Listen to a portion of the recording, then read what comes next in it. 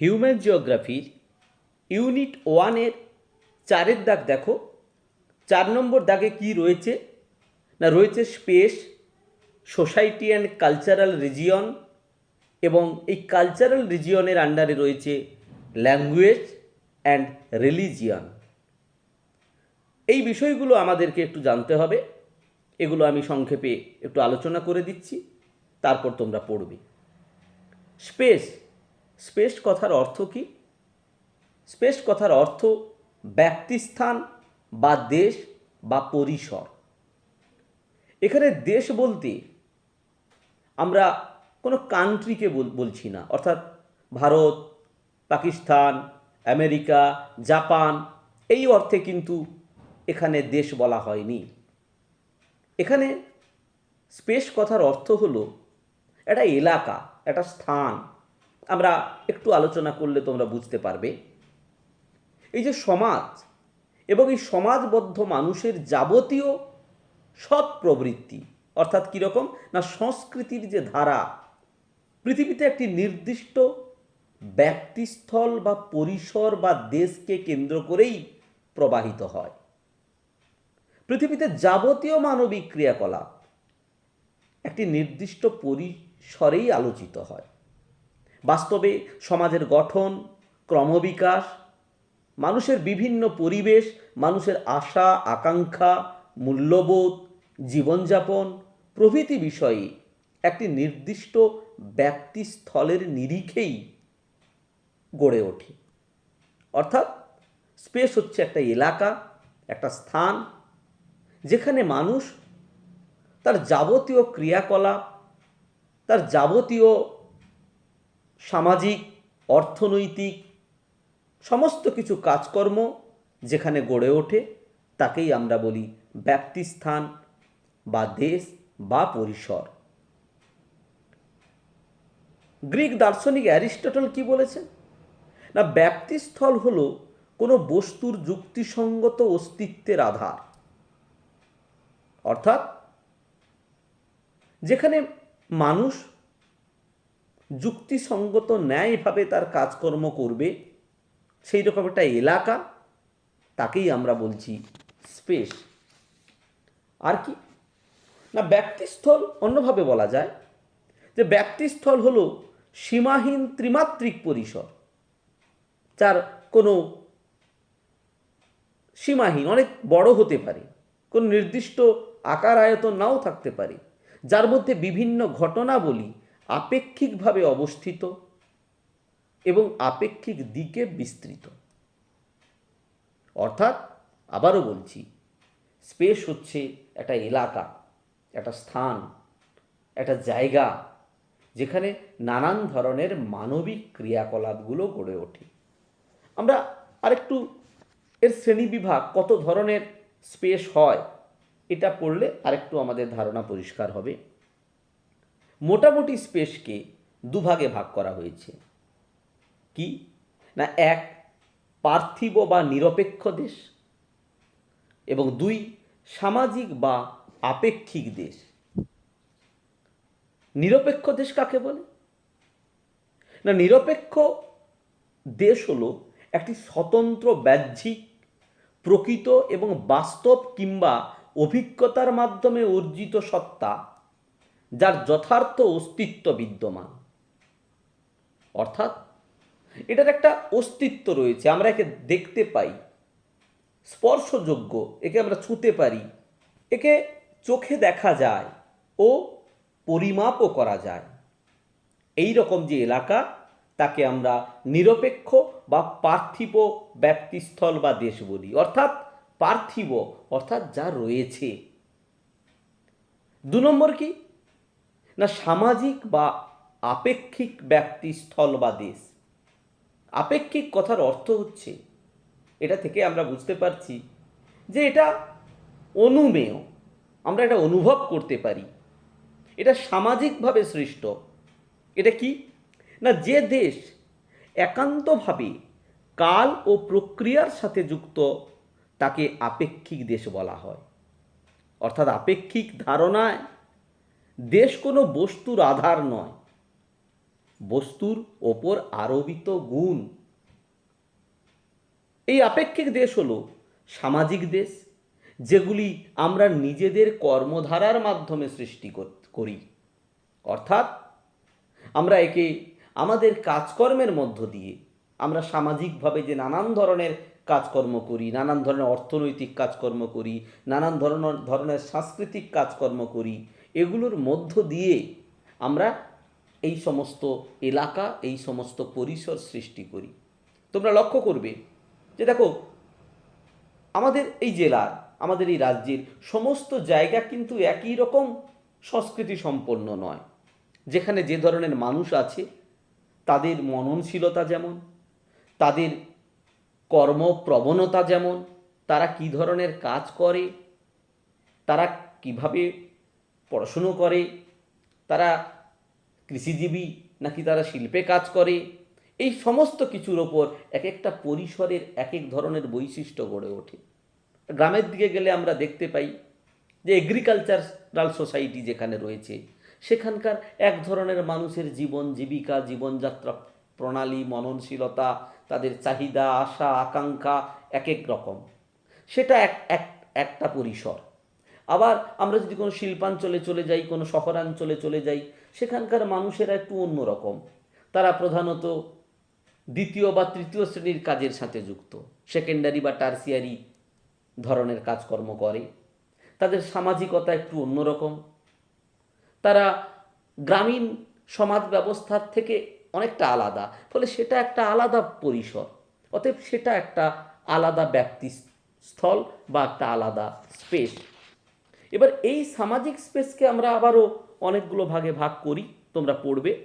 সময়সূচক দেশ আমরা বলতে পারি, অর্থনৈতিক দেশ, নমনীয় দেশ, বস্তুগত সামাজিক দেশ, বিষয়গত সামাজিক দেশ, সাম্বন্ধিক দেশ, এরকম নানাভাবে দেশকে আমরা বিভক্ত করে থাকি। তাহলে স্পেস বলতে আমরা মোটামুটি একটা ধারণা পেলাম। স্পেস হচ্ছে একটা পরিসর, যেটা পার্থিব হতে পারে, আবার যেটা সামাজিকও হতে পারে। এবার আমরা আলোচনা করব সোসাইটি, অর্থাৎ সমাজ। অত্যন্ত গুরুত্বপূর্ণ বিষয় সামাজিক ভূগোল তথা মানবীয় ভূগোলের। দেখো, আমরা কিন্তু সবাই সমাজবদ্ধ জীব। এই সমাজবদ্ধ জীব, এখানেই সমাজ কথাটা এসেছে। অর্থাৎ আমরা মানুষ, আমরা একসাথে সবাই বসবাস করছি। একটা নির্দিষ্ট নিয়ম কানুন রীতিনীতিতে আবদ্ধ থেকে আমরা একসাথে থাকি, এটাই হচ্ছে সমাজ। একমাত্র মানুষের মধ্যেই কিছু নিয়ম কানুন রয়েছে, যেগুলো আমরা নিজেদের স্বার্থে, নিজেদের জন্যে আমরা নিজেরা মেনে চলি। তাই আমরা মানব সমাজ বলি। তাই মানবীয় ভূগোলের আলোচনায় সমাজ হলো এমনই একটি দর্পণ, যার মধ্য দিয়ে পৃথিবীব্যাপী মানব সম্প্রদায়ের যাবতীয় দিক বিশ্লেষণ করা সম্ভব হয়। সমাজ কি না, সমাজ হলো এক সার্বজনীন আধার, যা কোনো নির্দিষ্ট ভৌগোলিক এলাকায় থাকা মানুষেরই কাঙ্ক্ষিত স্বার্থে গড়ে ওঠে। অর্থাৎ আমাদের জন্যে, আমাদের প্রয়োজনেই আমরা সমাজ গড়ে তুলি। আমরা বলি না যে আমাদের সমাজ ব্যবস্থায় এরকম কোনো নিয়ম নেই। অর্থাৎ নিয়ম আমরা তৈরি করেছি।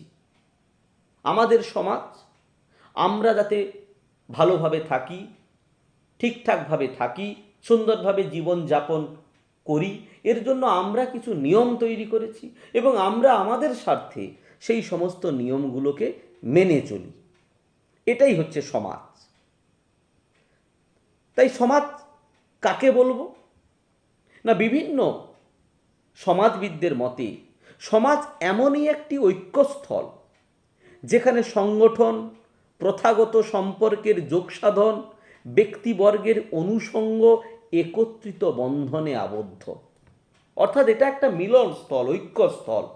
বিভিন্ন ধরনের মানুষ আমরা একত্রিত হয়ে একই নিয়মে, একই সংস্কৃতিতে আমরা আবদ্ধ থাকি এবং আমরা তা মেনে চলি। দেখো, আমরা সবাই যে একই সমাজের অন্তর্ভুক্ত থাকবো তা কিন্তু নয়। তার জন্য মানুষের মধ্যেও একাধিক সমাজ রয়েছে, একাধিক সমাজ ব্যবস্থা রয়েছে। গ্রামাঞ্চলে আমরা যদি দেখি এক ধরনের নিয়ম কানুন রয়েছে, গ্রামের এক ধরনের সামাজিকতা রয়েছে। আমরা শহরে থাকি, বিদেশে থাকি, যেখানেই থাকি, আমরা যখন গ্রামে ফিরে যাই তখন আমরা কিন্তু গ্রামের অনুশাসন, গ্রামের নিয়মগুলো মেনে চলি। তখনই আমি গ্রামের সমাজ ব্যবস্থার মধ্যে থাকি। আমরা যদি সেগুলো না মানি, এখনও গ্রামাঞ্চলে আমরা লক্ষ্য করব, তোমরা দেখবে যে সেই নিয়মকানুন না মানলে আমরা বলি একে গ্রামীণ সমাজ থেকে বের করে দাও। অর্থাৎ গ্রামীণ সমাজ থেকে বের করে দাও মানে গ্রামের সমাজের নিয়মকানুন ও ঠিক মানছে না। অর্থাৎ আমাদের নিশ্চিত কিছু নিয়ম আছে, তাহলে আমি যেটা মানছি তাহলে সেটা কি কোনো নিয়মকানুন নয়? না, অবশ্যই নিয়মকানুন। আমি সাপোজ মুম্বাই থেকে এসেছি, আমি মুম্বাইয়ের নিয়মকানুনগুলো মেনে চলেছি, কিন্তু আমার গ্রাম তো প্রত্যন্ত গ্রাম, এখানে মুম্বাইয়ের নিয়মকানুনগুলো ঠিক চলে না। মানে আমাদের সমাজ ব্যবস্থায়, এই গ্রামীণ সমাজ ব্যবস্থায় ওই মুম্বাইয়ের নিয়মগুলো ঠিক অ্যাডজাস্ট হয় না। এটা আমাদের সমাজ ব্যবস্থার নিয়ম নয়, তাই এখানে এটা বেমানান, এখানে চলছে না। আবার আমি যখন মুম্বাইতে থাকছি, সেখানকার মতো পোশাক পরছি, সেখানকার মতো কথা বলছি, সেখানকার মতো আদব কায়দা, আমি চালচলন সেই মতো করে আমার গড়ে উঠছে, তো সেখানকার সমাজ ব্যবস্থার সাথে সেটা অ্যাডজাস্টেড, ওটা একটা ভিন্নধর্মী সমাজ। অর্থাৎ সমাজ হচ্ছে আমাদের স্বার্থে কিছু নিয়মকানুন আমরা তৈরি করি, সেটাকে আমরা মেনে চলি এবং সমাজ তৈরি করি। অর্থাৎ কোনো এলাকার ব্যক্তিবর্গের সদস্যের সম্পর্কই হলো সমাজ। কতগুলো বৈশিষ্ট্যের ভিত্তিতে আমরা সমাজকে আরও ভালো করে জানতে পারবো। কি কি বৈশিষ্ট্য? না, সমাজের একটি গুরুত্বপূর্ণ বৈশিষ্ট্য হচ্ছে বিমূর্ততা। এটা কি? না, সমাজ একটি বিমূর্ত ধারণা, মানে এটা অনুভব করা যায়, এটা অনুভূতির ব্যাপার। সমাজের কোনো জৈব আকৃতি কিন্তু আমরা প্রত্যক্ষ করি না, আমরা দেখতে পাবো না এইটুকু সমাজ, এইটুকু সমাজ ছোঁয়া যায় না, এটাকে অনুভব করা যায়। অর্থাৎ এটা একটা বিমূর্ত ধারণা। দ্বিতীয় বৈশিষ্ট্য কি? না, পারস্পরিক সচেতনতা। সমাজ গড়ে ওঠে কতিপয় মানুষের পারস্পরিক সচেতনতার ওপর, সামাজিক সচেতনতার ওপর। এটি প্রাচীনতম সংস্থা। সেই মানুষ প্রথম থেকে, বন্য মানুষ, ফিজিক্যাল ম্যান, প্রাকৃতিক মানুষ, একেবারে প্রথমে যখন মানুষ যাযাবর বৃত্তি অবলম্বন করেছিল, তখনও কিন্তু মানুষের মধ্যে একটা সমাজ ছিল। তখনও সেই দলের একজন দলপতি ছিল, তার কথা মেনে সবাই চলতো, তারা শিকার করে আনতো, সেই শিকারকে ভাগ করে তারা খেত। অর্থাৎ অনেক প্রাচীন কাল থেকেই এই সমাজ ব্যবস্থা কিন্তু চলে এসেছে। সেটা বিবর্তিত হতে হতে আজকের সমাজ ব্যবস্থা সৃষ্টি হয়েছে, কিন্তু সমাজ ব্যবস্থা ছিল, সমাজ ছিল, প্রাচীনকালেও ছিল। সমাজের অন্যতম বৈশিষ্ট্য হচ্ছে স্থায়িত্ব। অর্থাৎ সমাজ অস্থিতিশীল নয়, সমাজ গতিশীল হতে পারে, পরিবর্তনশীল হতে পারে, ধীরে ধীরে সামাজিক নিয়মকানুন পাল্টাতে পারে, কিন্তু তার একটা স্থায়িত্ব থাকবে। মানুষ সামাজিক কাঠামোর সামান্য পরিবর্তন আনলেও সমাজের মূল কাঠামো কখনো পরিবর্তন করতে পারে না। অতএব এর স্থায়িত্ব রয়েছে। আর কি? না, এই সমাজের অন্যতম বৈশিষ্ট্য প্রথা ও সহজাত প্রবৃত্তি। সমাজ কতকগুলো স্বতন্ত্র প্রথা ও রীতিনীতির সাপেক্ষে হয়, আমি এক্ষুনি বললাম। অর্থাৎ বিভিন্ন জায়গার, বিভিন্ন সমাজের আলাদা আলাদা নিয়ম কানুন রয়েছে। গ্রামের এক নিয়ম, শহরের এক নিয়ম, শিল্পাঞ্চলের এক নিয়ম, কৃষি সমৃদ্ধ অঞ্চলের এক নিয়ম, কোনো একজন ট্রাইবাল এলাকা এক অন্য নিয়মে চলে। ধর্ম, ভাষা, জাতি বিভিন্ন অনুযায়ী সমাজ ব্যবস্থা বিভিন্ন রকম হয়, প্রত্যেকটা কিন্তু সমাজ। অর্থাৎ কতগুলো প্রথা এবং নিয়মের মাধ্যমে সমাজ পরিচালিত হবে। মোটামুটি আরও সমাজের বিভিন্নতা রয়েছে। প্রতিটি সমাজের অন্তর্গত মানুষের মানসিকতা, সামর্থ্য, মূল্যবোধ, আশা আকাঙ্ক্ষার মধ্যে অনেক প্রভেদ লক্ষ্য করা যায়। অর্থাৎ একটা সমাজে বসবাস করলে সমস্ত মানুষ যে একই রকম হবে এমন কোনো মানে নেই, কিন্তু তারা একই সমাজের অন্তর্ভুক্ত হবে। আমার সমাজের সব নিয়ম আমি ঠিক আমার মনের মতো হয় না, আমার মানসিকতা আমার প্রতিবেশীর মানসিকতার মতো হয়তো নয়, কিন্তু আমরা সামাজিক যে নিয়ম কানুন সেগুলো মেনে চলি। সমাজের মধ্যে সমস্ত ভিন্নতা থাকা সত্ত্বেও আমরা সবাই কিন্তু একসাথে বসবাস করি। আর কি না, সমাজ হলো গতিশীল। আমি আগে বলেছি সমাজের প্রত্যেকটি উপাদান, যেমন ব্যক্তি, গোষ্ঠী, সংগঠন, প্রথা প্রভৃতি প্রবহমান বিবর্তনকে পাথেয় করেই প্রসারিত হয়। তাই স্থান ও কালের নিরিখে সমাজ যথেষ্ট গতিশীল প্রকৃতির। এছাড়া সমাজের আরও একটি গুরুত্বপূর্ণ বৈশিষ্ট্য রয়েছে, তা হলো ধারাবাহিকতা। পৃথিবীতে যেদিন থেকে সমাজের সূচনা হয়েছিল সেদিন থেকে আজ পর্যন্ত কখনো সমাজের কোথাও কোনো ছেদ পড়েনি। অর্থাৎ সমাজ কোথাও যে সমাজ বন্ধ হয়ে গেছে, সমাজ নেই, এরকম কোনো ঘটনা কিন্তু ঘটেনি। একটি নির্দিষ্ট গঠনতন্ত্রের কারণে সমাজ অবিরাম ধারাবাহিকতায় এগিয়ে চলছে। পরিবর্তন হতে পারে, কিন্তু সমাজ রয়েছে। মোটামুটি আমরা সমাজ সম্বন্ধে জানতে পারলাম। অর্থাৎ আমরা আমাদের জন্য যে পরিমণ্ডল তৈরি করেছি, যে নিয়ম কানুন, সামাজিক রীতিনীতির মধ্যে আমরা বসবাস করছি, এটাই হচ্ছে আমাদের সমাজ। এর উপর ভিত্তি করে আমরা পড়ব রয়েছে এগ্রিকালচারাল সোসাইটি অর্থাৎ কৃষিভিত্তিক সমাজ, ইন্ডাস্ট্রিয়াল সোসাইটি শিল্পভিত্তিক সমাজ, আরবান সোসাইটি শহরের সমাজ, ট্রাইবাল সোসাইটি উপজাতি সমাজ, অর্থাৎ আলাদা আলাদা বিভিন্ন সমাজ রয়েছে। মোটামুটি আমরা একটু ধারণা পেলাম। এগুলো ডিটেলসে আমরা পড়ব, তখন আমরা ভালোভাবে এগুলো বুঝতে পারব। এবার আমরা আলোচনা করব কালচারাল রিজিয়নস অর্থাৎ সাংস্কৃতিক অঞ্চল। তবে তার আগে কালচার বা সংস্কৃতি সম্বন্ধে একটু ধারণা থাকা দরকার। আমরা সমাজবদ্ধ জীব। এই মানুষের সমাজবদ্ধ জীবনের একটি গভীর ঐতিহ্যগত ধারাবাহিক প্রতিচ্ছবি হল সংস্কৃতি। কাকে বলে সংস্কৃতি? না, মানুষ সমাজের সদস্যরূপে যে জ্ঞান, অবস্থা, শিল্পকলা, নীতি, নিয়ম, রীতি এবং অন্যান্য সক্ষমতা ও অভ্যাস অর্জন করে, তার সামগ্রিকতাই হল সংস্কৃতি। অর্থাৎ আমরা যা শিখি, আমাদের জ্ঞান, আমরা যা জানি, আমাদের এই কথা বলা, আমাদের এই হেঁটে চলা, আমাদের ব্যবহার, আমাদের কাজকর্ম, এই সমস্ত কিছুর সম্মিলনই হচ্ছে আমাদের সংস্কৃতি। সমাজতত্ত্ববিদরা কি বলেছেন? না, মানুষের চিন্তার কার্যকারিতা এবং সৌন্দর্য ও মানসিক অনুভূতিতে সাড়া দেওয়ার সক্ষমতাকে সংস্কৃতি বলে। অর্থাৎ আমাদের যে চিন্তা রয়েছে, আমরা যা ভাবি, সেই ভাবনাকে যখন আমরা বাস্তবায়িত করছি, সুন্দরভাবে যখন বাস্তবায়িত করছি, মানসিকভাবে আমরা বিভিন্ন অনুভূতিতে সাড়া দিই, অনুভূতির প্রয়োগ করি, তাকেই কিন্তু সংস্কৃতি বলা হয়। অর্থাৎ সংস্কৃতি হল সামগ্রিকভাবে অর্জিত এমন এক আচরণ পদ্ধতি যা অনুকরণ কিংবা নির্দেশনার মাধ্যমে সঞ্চালিত হয়। অর্থাৎ সংস্কৃতিকে আমরা অনুকরণ করতে পারি।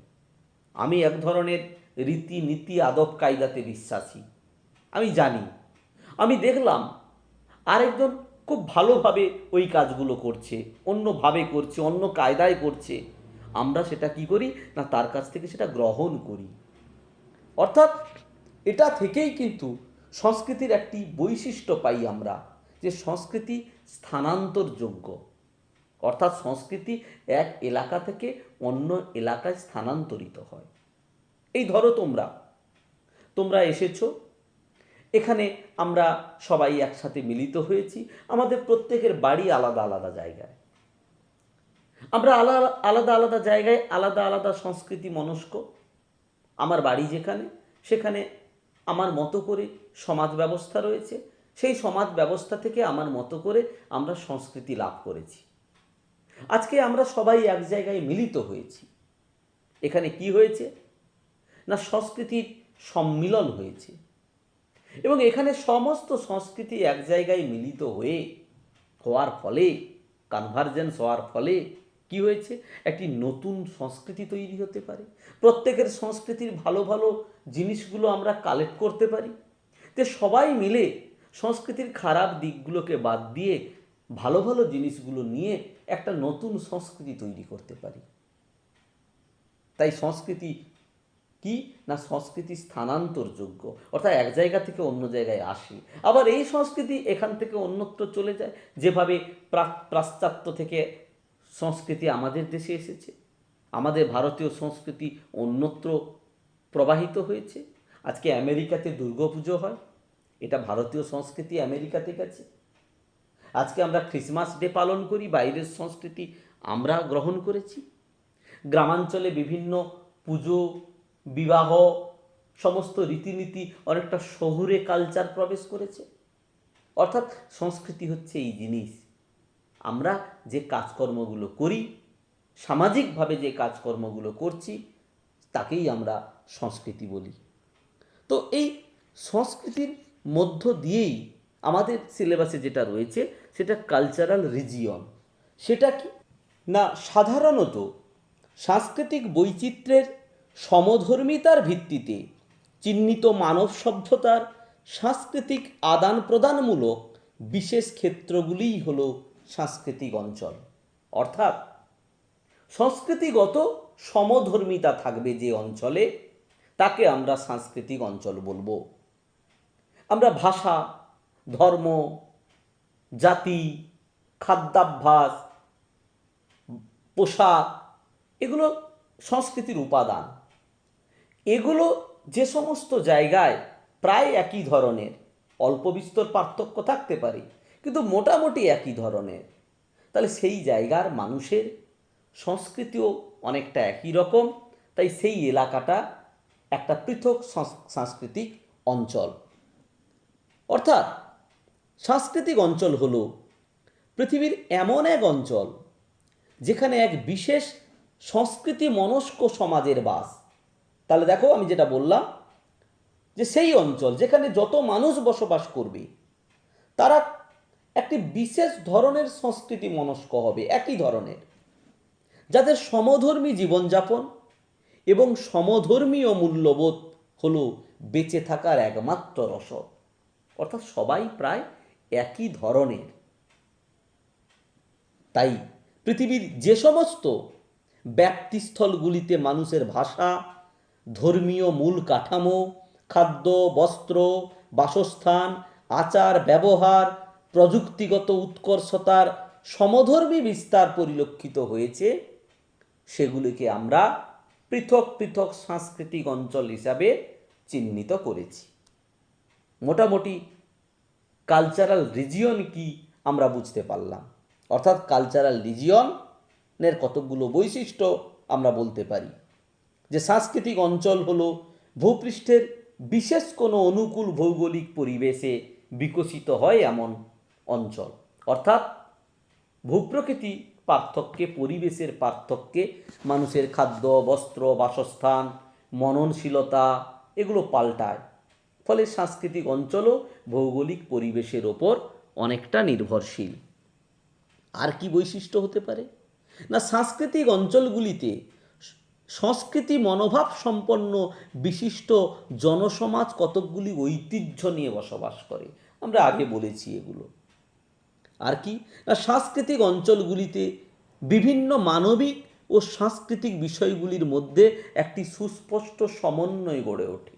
অর্থাৎ একটা বিশাল জায়গায় এমনটা নয় যে সবাই একই ভাষাভাষী মানুষ থাকবেন, সবাই একই ধর্মাবলম্বী মানুষ থাকবেন, এমনটা নাও হতে পারে, কিন্তু প্রত্যেকের মধ্যে একটা মানবিক এবং সাংস্কৃতিক সমন্বয় হবে, বিষয়গুলোর মধ্যে একটা মিল থাকবে, প্রত্যেকেই প্রত্যেকের সংস্কৃতির প্রতি শ্রদ্ধাশীল হবে।